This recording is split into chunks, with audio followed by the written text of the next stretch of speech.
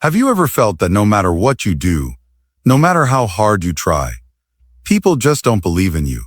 They look at you, and all they see is what you can't do. Not what you are, not what you could become, just your limit. This is the story of a boy who lived that feeling every single day of his life.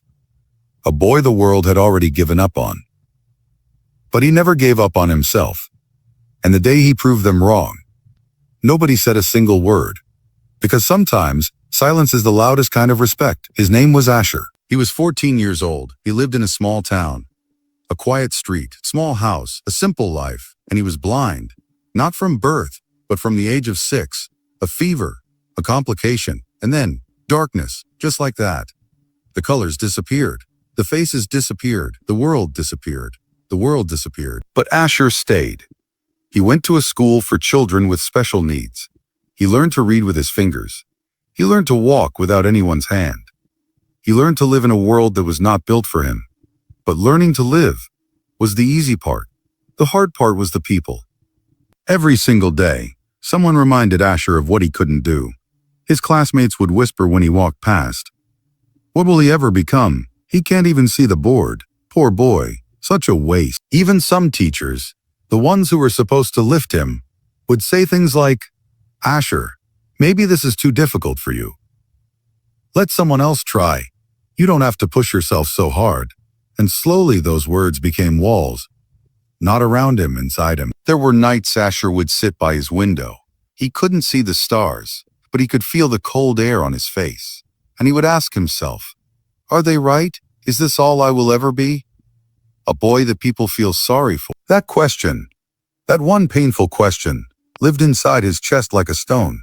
Heavy, cold, always there. One afternoon, a new teacher came to their school.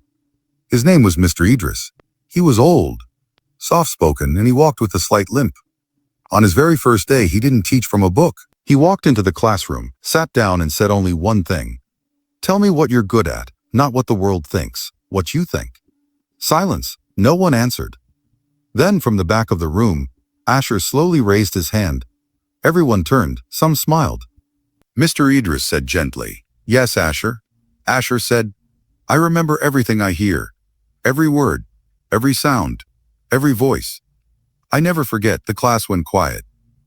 Mr. Idris didn't say "That's nice" and move on, the way other teachers did. He stood up, walked slowly to Asher's desk, and he said, "That is not a small thing, son. That is a gift most people spend their whole lives searching for." Asher didn't cry, but something inside him shifted.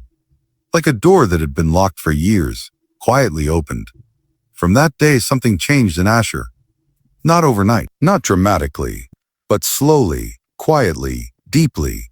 He started listening differently, not just to lessons, but to everything. The way people's voices changed when they were lying. The way silence had its own kind of language. The way a person's breathing told you if they were nervous or calm. He started participating in class. He started answering questions that others couldn't. He started solving problems, not by seeing them, but by hearing the patterns inside them. People noticed, but instead of support, they gave him doubt. He just got lucky. The teacher is being soft on him. He's blind. How could he possibly understand this? But Asher had learned something new.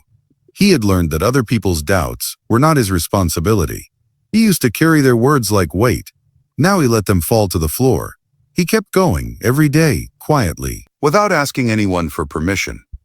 The school held its annual competition that year. It was a memory and problem-solving challenge, open to all students. Every teacher assumed the winner would be Zane, the brightest student in school. Top marks, sharp mind, confident walk. Nobody even considered Asher. Not officially, but Mr. Idris quietly registered his name. The day of the competition came. Round after round, students fell behind, and Asher kept going. He recalled passages word for word. He solved patterns from sound alone. He answered questions that left others speechless. And when the final results were announced, first place, Asher, the room went silent. Not the silence of people who had been wrong, and they knew it. No one clapped at first. Then one person did, then another, then the whole room. Asher stood there, unable to see the faces, but he could feel the room. And for the first time in years, he felt something he had almost forgotten. He felt seen. Not because he was blind, but because he was real. Here is what Asher's story teaches us. The world will always find a reason to doubt you. Always. It will look at what you're missing, your resources, your looks, your background, your past, and it will decide your future for you. But here is the truth. Your limitation is not your identity. Asher couldn't see, but he listened when others were busy looking. And that one thing, that one quiet, invisible gift became everything. You have something too, not the same as Asher's, not what someone else has. Something quiet, something real, something the world hasn't noticed yet. Maybe because you haven't noticed it yet. The question is not, will people believe in me? The real question is, do I believe in myself before anyone else does? Because the ones who changed the world never waited for applause to begin. They began in silence, they grew in doubt, and they arrived when no one expected them. That night, Asher sat by his window again. The same window, the same cold air, the same darkness outside. But the stone inside his chest, the one that had lived there for years, was gone. He smiled.